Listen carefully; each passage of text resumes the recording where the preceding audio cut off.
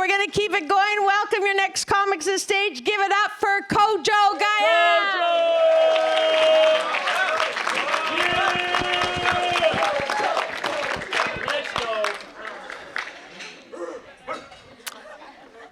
I think at the end of dish soap commercials, someone needs to eat the duck.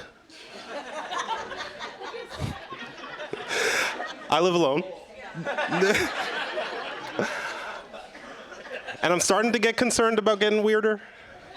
Let me clarify. I don't think living alone makes me weirder. I do think it gives me the permission to exercise my weirdness more.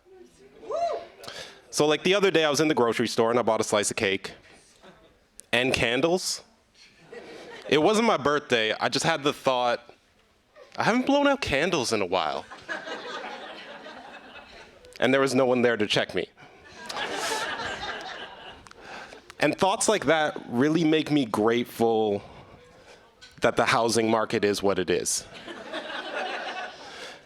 No, because it's near impossible for me to ever own a basement, and I think that's a great thing. Matter of fact, I think it's a great thing for the housing market in general, because basements are low-key one of the biggest causes of crime ever.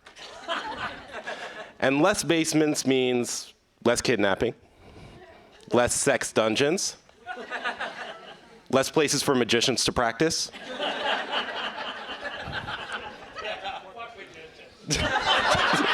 Damn. I am a millennial, by the way. People hate us. And it's justified. Like, I think it's justified. We're not a humble generation. And we got a lot of reasons not to be. We don't smoke and drink as much as our parents. We're bringing mental health to the forefront. We learned to navigate the internet like some motherfuckers. I think where we may have lost people was with the constant social media updates that we put out telling them we're doing all this shit.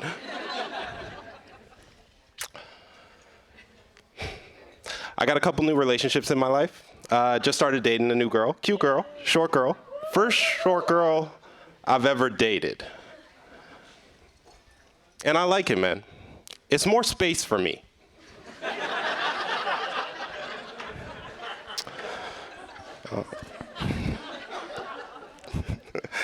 The other new relationship, I just became an uncle. You don't got to do that. I'm not enjoying it. No, she's rude, man.